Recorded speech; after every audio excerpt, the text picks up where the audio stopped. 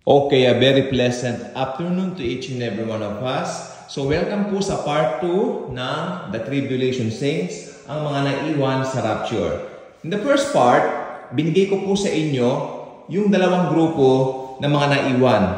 Ito po yung mga the religious at saka yung mga the not interested ones group. Yung mga tao walang pakialam. Okay? Yung una, mga religious, nagbe-base sa kanilang mga works para ma-please ang Diyos, pero unfortunately, walang makakapag-please sa Diyos kundi ang kanyang bugtong na anak. Kaya, yung mga taong yan, the religious and the not interested ones, pasok na po sila ngayon dito sa tribulation, later on the Great Tribulation. Saan po tayo tumigil? I think tumigil po tayo doon sa ang Antichrist ay pinagbigyan niya ang bansang Israel na maitayo ang pangatlong templo. Ang pangatlong templo po, it would be very easy to build according to the technology that we have right now. Dahil ang technology po natin ngayon masyado pong mabilis at masyado nga po itong tinatawag nating high-tech para magawa at maipatupad nga po ang mga gustong ipatayo mga gusali. Lalo na po yung mga templo sa bansang Israel. Okay, so ngayon, naghahari na po ang Antikristo sa lupa. Amen? At ang mga tao ay hangang-hanga sa kanya. Siyempre, kabilang po rito at malaking faktor ng bansang Israel. So, pinagbigyan po niya ang bansang Israel na maitayo ang kanilang third temple. At sa third temple po na ito, itutuloy nila yung mga paghahandong na ginagawa ng mga Old Testament wherein pupunta roon yung operor, may dalang mga hayop, at may mga high priest na mag-e-entertain doon sa mga taong may dalang mga hayop. At sila po naman ay pagbibigyan na makapag-offer. Paano sila makakapag-offer? Sa pamamagitan ng high priest. The high priest will get the offering, anumang hayop yan, at kailangan unblemished po yan. Dahil pag may nakita diyan, mas kinapakaliit lamang po na tinatawag na sugat o galis or dumi, ito po ay magiging hindi acceptable. Hindi po ito katanggap-tanggap. Okay? So, patuloy pong ginagawa yung sa third temple na yan. So, masaya po ang mga Hudyo. Magkakaroon po ng malaking celebration during that time. Dahil napagbigyan po sila sa isang pabor na napakatagal na po nilang hinihiling na maulit. At ito po yung pagtatayo ng kanilang third temple. Okay. So, habang ang mga iba't ibang parte naman po ng mundo ay talaga naman pong nakuha na po ng Antikristo sa pamamagitan ng kanyang karismatikong pananalita at matalinong pamamalakad, isang sistematikong gobyerno ang kanyang naibuild. Pero meron po siyang katuwang sa lahat ng ito. Ito po yung tinatawag nating the false prophet. Ano po ang magiging role ng false prophet? Ang false prophet po, ang siya pong nagpo-point sa mga tao sa Antikristo. Siyempre, sa umpisa ng first 3.5 years, hindi nila ipapakilala agad kung sino yung Antikristo. Mandinin lang siya at malinin lang po niya ang mga tao sapagkat ipapakita niya ang kanyang sarili bilang napakaamong tupa. Papakita niya, hahanga ang mga tao, ay napakabait niya, napakabuti niya. Ayon. Pero hindi po nila alam, meron po siyang tinatago. Mamaya po malalaman po natin kung ano po yun. Ang buong mundo po ay magkakaroon po ng tinatawag na peace under sa pamamahala at pamumuno nitong sistematikong taong ito na tinatawag nga pong Antikristo.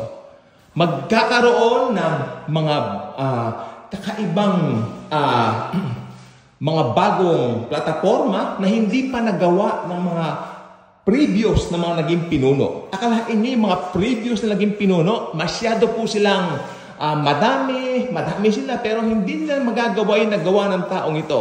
Why? Bakit hindi pa ka nagtataka? Bakit napaka-sistematiko ng taong ito? Dahil meron pong nagli-lead sa kanya. Si Satanas po mismo. Tandaan nyo, wala na po mga believers dito.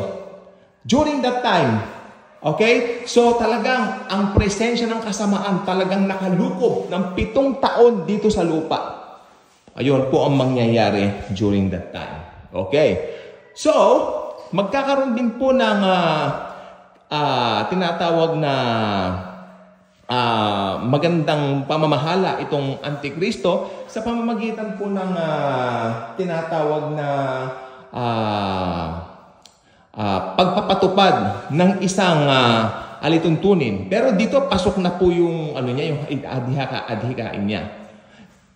Yung tinatawag na one world, talagang gusto niya i-point lahat sa kanya ang tao. Talagang gusto niya siya ang mamamahala sa lahat ng tao sa buong mundo. Kaya pasok na po rito yung false prophet para ipatupad na po yung kanyang kahilingan. Ito na po yun.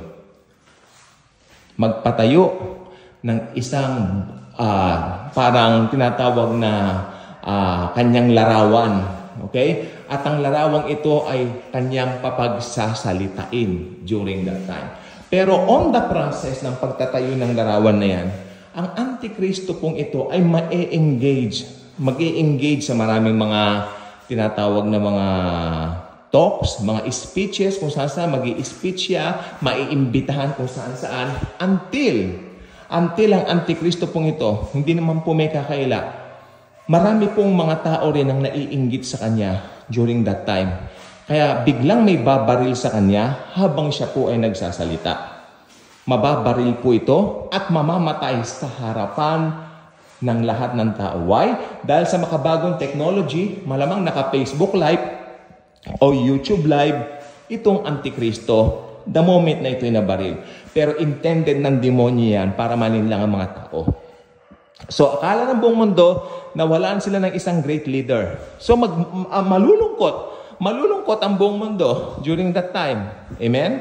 Pagkatapos, during that time, nung sila po ay nalungkot, sila po ay talaga pong tatangis at inaabangan nila sa coverage yung wake o yung tinatawag na burol nitong Antikristo.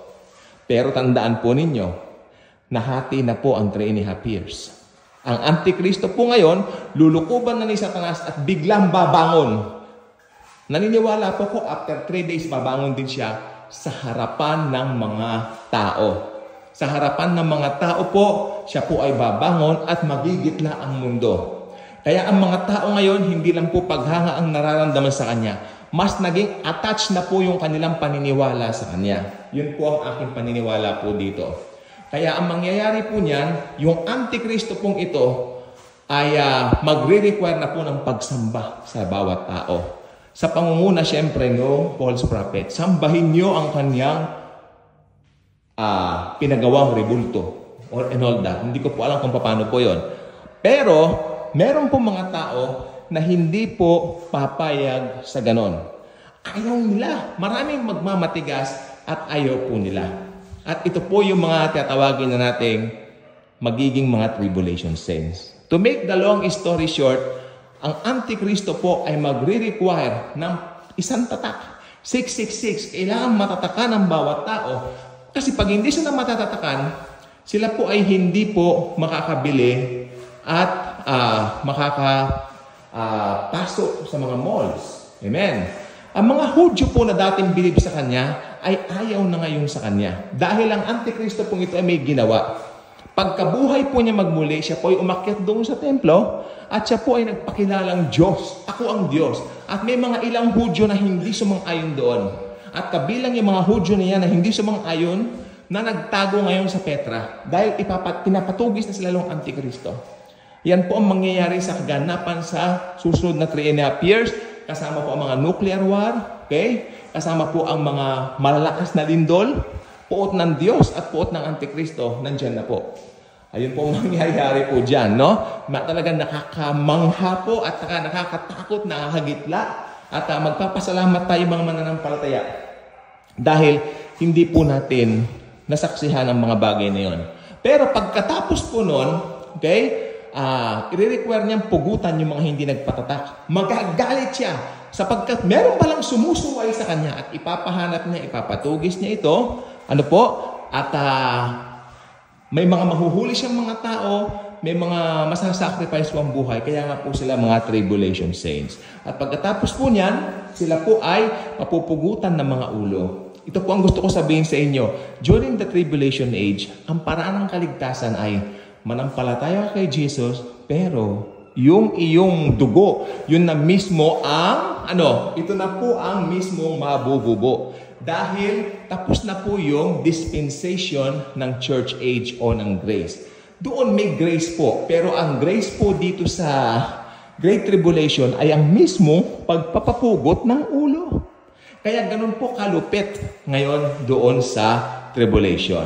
Pero pag napugutan naman ng ulo, diretso po sa langit sila. Okay. Sa kasamaan ng Antikristo, to make the long story short, biglang darating ang totoong King of Kings and Lord of Lords. Kasama po yung mga dinagit niya sa rapture. Sino po yun? Tayo pong mga believers. Palakpakan naman natin si Lord Jesus. At siguro habang siya po ay nagsasagawa ng mga pagpapapugot and all that, siya po ay pupugnawin ang hininga ng Panginoong Jesus. Ganon. Pagkatapos po, ang mangyayari po, yung Antikristo po ay, at saka yung false prophet, sila po ay ilalagay na sa Gehenna, itatapon sila sa Gehenna ng buhay. Yun ang mangyayari. So, yes, yun po ang katapusan ng Antikristo. At bubuhayin po muli itong mga taong napapugutan dahil sila po yung mga magiging makakasama natin. Tayo po glorified body po tayo. Sila din po glorified body na syempre. Sila po ay bubuhayin Di ba? Yun po ang usapan dito, binuhay po sila. At ang mangyayari po niyan, sila po ay papasok na rin dito po sa tinatawag na millennial reign of Christ. Pinaka-aabangan po yan. 1,000 years ng kapayapaan sa buong mundo. Wala na yung Antikristo, wala na yung false prophet, wala na ang kanyang gobyerno. Gobyerno ni Jesucristo ang mananatili, ang maghahari during the tribulation age. So, ayan po ang kasaysayan ng mga tribulation saints. Naiwan man sila, pero sila po ay na-born again at nakakilala kay Jesus during the Great Tribulation. Kaya sabi ko po sa inyo, kung wise po kayo, ngayon pa lang po, church age pa lang po, tanggapin nyo na si Jesucristo bilang Lord and Savior ng inyong mga buhay. Dahil na kay Jesus lamang po ang kaligtasan. Wala po sa rehilyon, wala sa mabubuting gawa, wala kahit kaninong tao ang kaligtasan. Na kay Jesus ang kaligtasan. Only Jesus saves. Jesus alone saves. Hindi sa good works. Walang pwedeng ipagmalaki ang sino man. Amen? Amen! Si Jesus lang po talaga. Kaya, pagdating po ng panahon na yon, na makakasama na po natin yung mga tribulation saints na yan, yun po ang pinaka-grandest of all grandest, na paghahari ng Panginoon dito sa 1,000-year reign po niya. Okay? So, ayan po ang kasaysayan ng mga tribulation saints na sana huwag kayong mapabilang sa tribulation saints. Ngayon pa lang po sa church age, pwede na po kayong maging saints by accepting Jesus as your very own personal Lord and Savior. Amen po ba? Bye-bye.